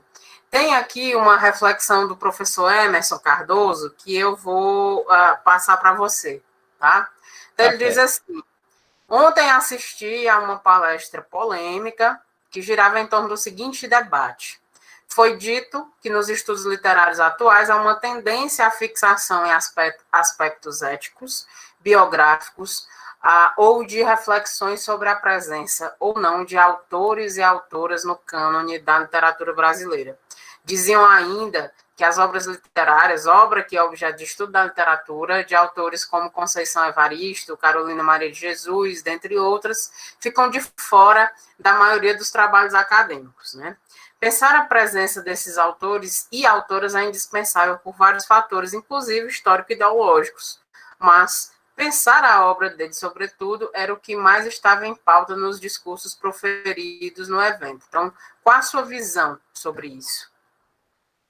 Bom, a minha visão é que eu já estou com a tese de doutorado sem nem ter passado pelo mestrado, porque é uma reflexão muito inteligente, né, muito abrangente. Você foi certeira, Samara, quando você disse que era uma reflexão, porque vindo do Emerson, né, tem essa dúplice, pergunta e reflexão ao mesmo tempo. Mas aí, o que é que eu imagino? Eu acho que eu posso linkar, se eu entendi bem, com o que a gente discutiu quando eu estava respondendo a Cássia, né, sobre a questão do lugar de fala, né? Mas aí eu entendi também que talvez aí beire a questão da fortuna crítica também, né, dos escritos sobre essas escrituras. O fato é que talvez, Emerson, não tenha uma leitura ampla dos textos da Carolina Maria de Jesus ou da Conceição Evaristo na faculdade, mas existem desproporcionalmente trabalhos produzidos sobre esse texto. É como se, tipo assim, os textos em si, enquanto suporte, enquanto materialidade de análise, não estão nos cursos, não estão na academia. Os textos dessas autoras que eu estou me referindo. Mas, curiosamente, há muitos trabalhos produzidos sobre essas escritoras, né? Trabalhos de pós-graduação, em geral, de especialização para lá, né? E aí, a minha visão é que a literatura ela tem um estatuto, ela é uma arte, como tal, ela lutou muito para ter esse estatuto de arte, e sendo arte, ela é livre, né? E que eu acho que isso é achar mesmo, que eu estou respondendo é como achar, e não com certeza, mas que a gente deve refletir, né? Essas pessoas que estão equivocadas com relação a isso devem questionar mais a pesquisa e não o pesquisador, sabe? O seu texto, o texto da figura que está pesquisando, que está problematizando a discussão, o que ele diz, se os argumentos são certeiros ou não, e não a pessoa que está pesquisando. E aí entraria o fator cor, né? Se tem uma obra literária da Conceição Evaristo e eu sou uma mulher branca e quero pesquisar aquela obra, eu posso pesquisar aquela obra. A obra é livre, sabe? Eu acho que não deveria haver espartilhos para essa questão na relação de pesquisador-obra. A pesquisa, sim, deve ser apreciada, questionada, refutada, confirmada, ratificada, mas o pesquisador, eu acho que não. Como eu disse, né, eu estou falando achar, então eu estou com a sua pergunta reflexão.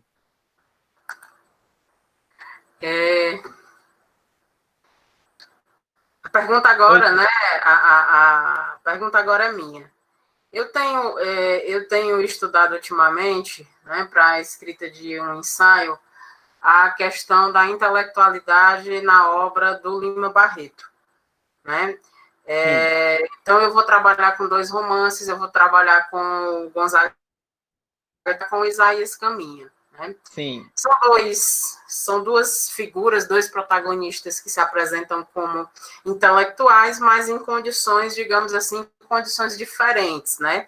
E essas condições diferentes, ela pode ser claramente demarcada pela questão da cor, né? A obra do Lima Barreto, ela é muito significativa nesse sentido. E aí, dentro dessa demarcação, né, quando eu olho para o Isaías Caminha, né, e vejo, né, Isaías, ele, digamos assim, ele projetou toda uma vida de sucesso, né, em função da sua inteligência, que era acima da média das outras pessoas, né, mas aquele sonho que ele acalentou enquanto ele estava em casa, né, prestes a partir para o Rio de Janeiro, ele não levou em consideração, né, que apesar da sua inteligência, né, haveria um obstáculo até certo ponto intransponível, ou que apresentava uma dificuldade, né, imensa de ser ultrapassado, que é a questão da cor.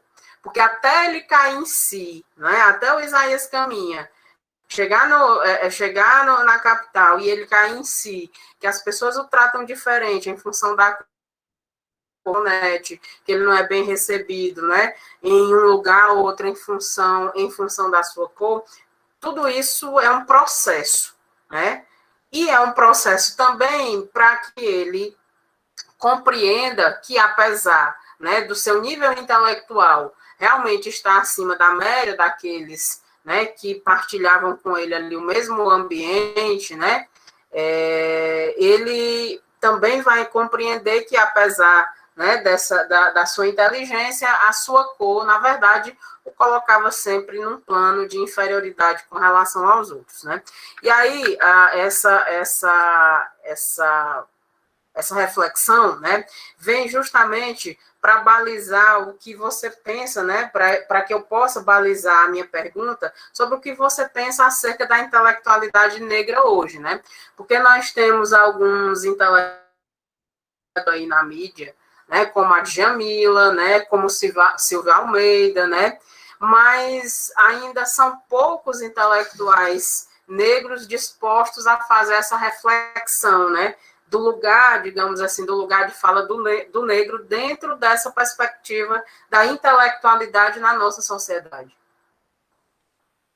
Samara, ser intelectual negro, a gente viu no histórico, né, como foi difícil, por isso eram raros, e hoje ainda é raro, como você ilustrou na sua reflexão aí.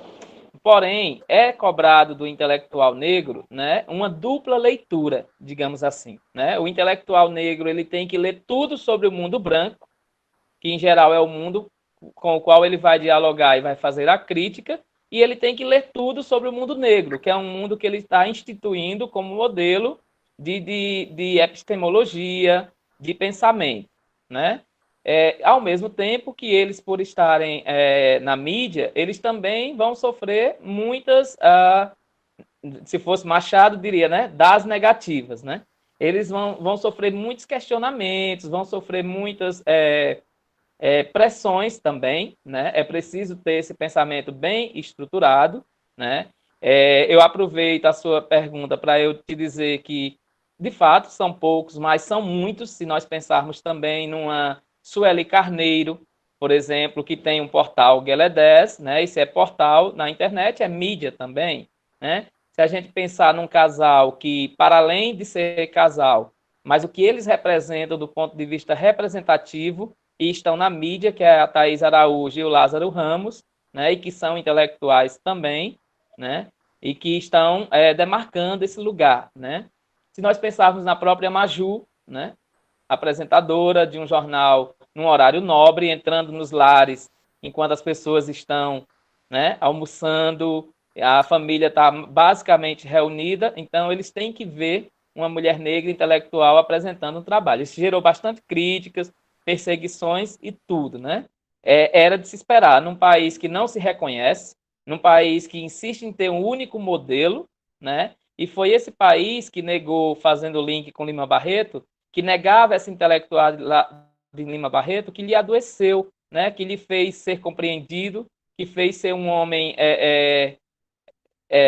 fora de órbita, numa cidade que ele nasceu, cresceu, viveu e morreu, né? E ele se sentia estrangeiro na própria cidade por uma questão de ele dominava um código que o mundo branco não queria que ele dominasse, que era a intelectualidade, né? Então, ele, com sua pena mordaz, acabava abalando a república, digamos assim, do Rio de Janeiro da época. Então, assim, Samara, estou tergiversando já ou eu compreendi a sua pergunta? Não, a pergunta foi compreendida e respondida. Tá certo. Mais Então, alguma questão?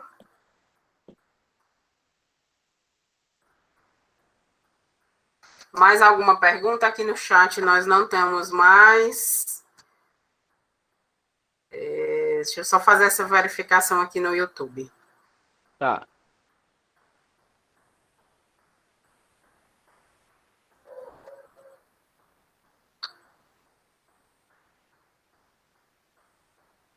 Não, no YouTube também nós não temos mais perguntas.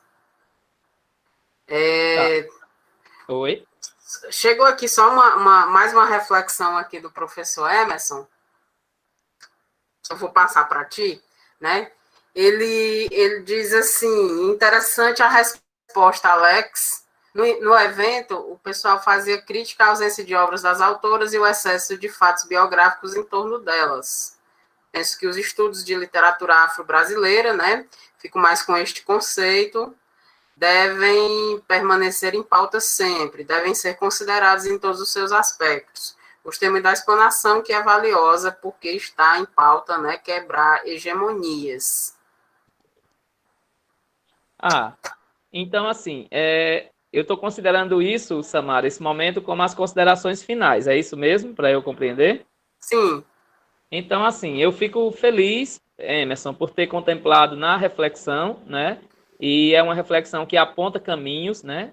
Todas as perguntas que foram feitas aqui, elas apontaram caminhos, elas mexeram comigo, me fizeram repensar algumas ideias e conceitos e também reafirmar outros conceitos, né? Outras ideias. Mas o fato de nós termos estabelecido com 60 pessoas, 70 pessoas, uma discussão numa quinta-feira à noite sobre um tema que não está nos bancos escolares, de maneira hegemônica, de maneira catedrática, já possibilita dizer que a gente está rompendo barreiras, né? E a gente aproveita para dizer também que exaltar a literatura, isso agora que eu estou falando no geral, tá? Não é uma resposta exatamente para ninguém. Exaltar a literatura negra não significa ter que rebaixar autores e a literatura que a gente diria branca, sabe? Então, assim, uma Clarice Lispector me sensibiliza sobremaneira, um Drummond de Andrade, sabe? A gente lendo A Rosa do Povo, a gente lendo José, não tem como ficar indiferente, o caso do vestido, né? A morte do leiteiro. Estou apenas citando aqui algumas coisas para a gente compreender que se a gente defende esse Brasil diverso, não significa negar uma expressão para evidenciar a outra, né? A gente está lutando exatamente pela invisibilidade dessas outras, né? E então eu fico com um conceito, e isso pode servir também, Cássia, para o início da nossa discussão aqui da sua pergunta, da Petronilha Silva, né? Petronilha Gonçalves Silva, que é uma das formuladoras do texto da Lei 10.639, quando estava avaliando os 10 anos da lei, portanto, em 2013, no programa Salto para o Futuro, ela diz assim: não se trata de estar procurando quem é culpado hoje, se é o branco que é culpado, se é o negro que é culpado. Trata-se de que todos se percebam responsáveis para mudar essa estrutura que está aí, né? E eu falo agora por mim, acrescentando, culpa é um conceito cristão, né? E ele tem muitas implicações na vida prática também, inclusive até impedindo-nos de agir em alguns momentos. Então, esse não agir pode impedir que a gente tenha acesso a um texto de literatura negra que, por exemplo, trate dos orixás, né? Pode ser científico, como é o caso de Mitologia dos Orixás, de Reginaldo Prandi, pode ser esse livro de Mãe Senhora, como eu falei aqui agora há pouco, pode ser Roger Bastide, Pierre Verger, e a própria obra do Jorge Amado. Então, assim, eu acho que a gente está propondo, todo mundo que está pautando essa discussão, está propondo a quebra de preconceitos, né? E não a reformulação de preconceitos, trocar um pelos outros. Sabe, a gente quer a amplidão, a diversidade, que eu prefiro chamar de multiplicidade. no sentido de eleger todos como iguais em termos de importância, mas diferentes nas suas trajetórias, perdão, e nos seus históricos. Então, de modo que eu agradeço a participação, a atenção, desculpa qualquer equívoco aí de ordem high-tech, né? Mas é isso mesmo, a tecnologia faz as suas vítimas também. Não teve, Alex, nenhum equívoco de ordem high-tech, não, porque nesse mundo, né, nessa nova configuração, somos todos aprendizes, né? Então, tá todo mundo aí tentando dar o seu melhor, né, para que as coisas possam continuar, né, para que a vida possa continuar. Eu quero agradecer demais, assim, eu fiquei muito feliz quando você aceitou, né, embarcar nessa jornada com os outros, né, palestrantes, né, que também se disponibilizaram a dar um pouquinho do seu tempo para falar sobre suas pesquisas, né, sobre seus interesses. Então, eu quero só agradecer demais mesmo o seu interesse, a sua sensibilidade e a sua disponibilidade em vir fazer essa fala para a gente hoje. Alex, eu fico muito feliz, até porque o assunto que você trouxe é um assunto muito relevante, né? De certa forma, um assunto que não é tratado, né, da maneira como deveria nos bancos da academia, né? Porque nós continuamos com, digamos assim, um currículo tanto quanto preso ainda ao estudo de uma literatura canônica, né, que pela sua própria configuração, né, exclui algumas vozes dissonantes com relação, né, à configuração, à sua configuração. Então, o assunto é de veras importante, né, e a discussão, eu acho que foi muito relevante, né, para a própria proposta, né, do nosso grupo de estudo, né, meninas, Cássia e Ana, o grupo de estudos que a gente tem em Missão Velha, né, que é um grupo de estudos de literatura brasileira contemporânea, né, a professora Cássia, ela já vem desenvolvendo um trabalho, né, dentro dessa temática, inclusive trabalhando com Eduardo de Assis, né, Eduardo de Assis Duarte, né, então a Lívia Natália, né, então é um assunto que, de certa forma, já é tratado já é contemplado dentro do nosso grupo de estudos, né, de literatura brasileira contemporânea, tá? Então, só gratidão mesmo, Alex, viu? Pela a sua disponibilidade, pela sua sensibilidade em tratar esse assunto aqui com a gente. Pronto, Samara, eu disse que tinha encerrado, mas eu vou dizer só duas coisinhas bem pequenininhas. Cássia, você quer falar também? Não, eu tô. Daqui a pouco é a Ana que vai falar um pouquinho para a gente. Pronto, Assim, pois assim. Fazer o convite também para a próxima semana. Tá certo. Então, assim, eu fico com um pensamento africano, né, que diz assim: não sei localizar o país, porque a fonte que eu pesquisei não tinha mesmo o país, mas é um pensamento africano, é um provérbio africano. Uma chama não perde nada ao acender outra chama, né? Então, assim, eu entendo, eu fico muito feliz em saber dessa sua pesquisa, Samara, em Lima Barreto, dessa sua pesquisa, Cássia, em Lívia Natália e o Eduardo de Assis Duarte, porque me felicita, né, no sentido de estarmos dialogando, e me felicita também no sentido de compreender que uma chama não perde nada ao acender outra chama, e nessa perspectiva ninguém é dono das coisas, as coisas estão no mundo para nós explorarmos, né, explorá-las, senti-las, vivenciá-las, que é o grande bem da literatura, casando com o comentário que o Emerson fez aqui. Né? Então, literatura é estese, né? É estética, é para a gente sentir e percebê-la.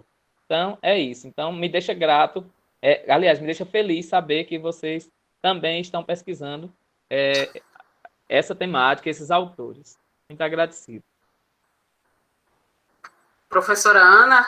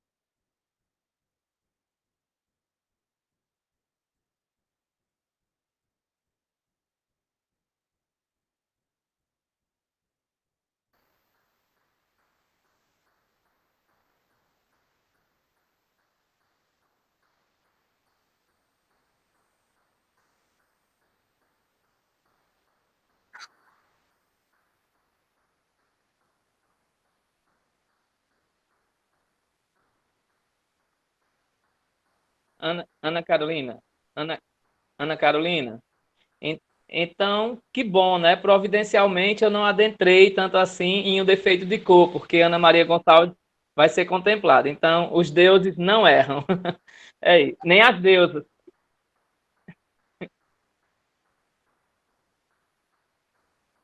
Tá bem, agradecido.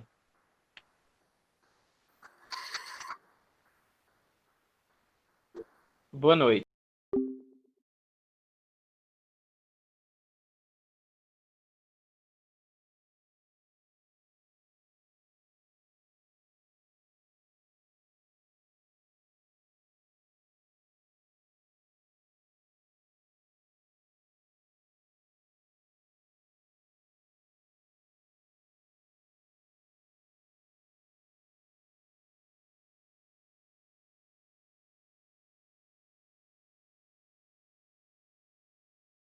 Eu escuto meus colegas, sabe? É aquele, o lugar da fala e o lugar da escuta, né? Fico muito feliz. Muito obrigada, Alex, pela sua fala de hoje. Por nada, Cássia, disponha. E a gente está aberto, eu estou aberto a outras discussões também a posteriori, tá? Dependendo do cronograma de vocês. Tá bem? Obrigado. Tudo bem. Nós que agradecemos. Emerson está dizendo aí que foi uma excelente apresentação e que nesse mês de setembro nós tivemos instigantes debates. Oh, que maravilha. Convidamos Emerson para a próxima semana também. Viu, Emerson? Convidamos Emerson, Alex e quem está aqui, E né? todos os demais. Que não estiver ainda, né, inscrito nas palestras de outubro, né? Já comecem, as vagas já foram disponibilizadas e assim que normalizar o sistema da URCA, né, a gente vai abrir as inscrições para as palestras de outubro, tá certo?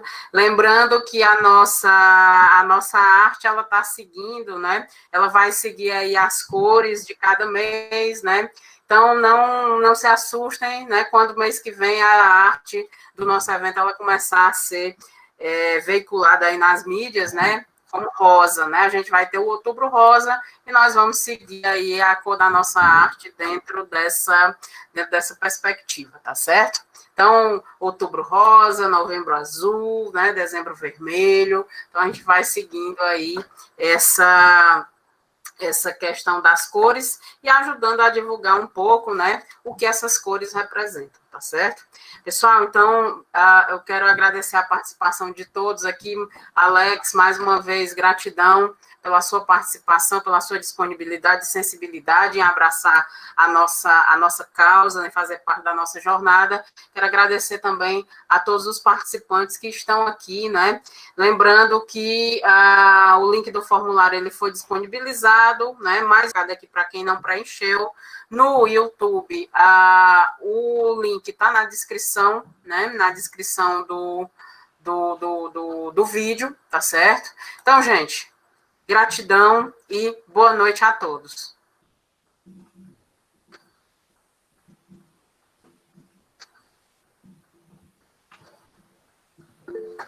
Boa noite a todos e até semana que vem, quinta-feira, às 19 horas, neste mesmo local.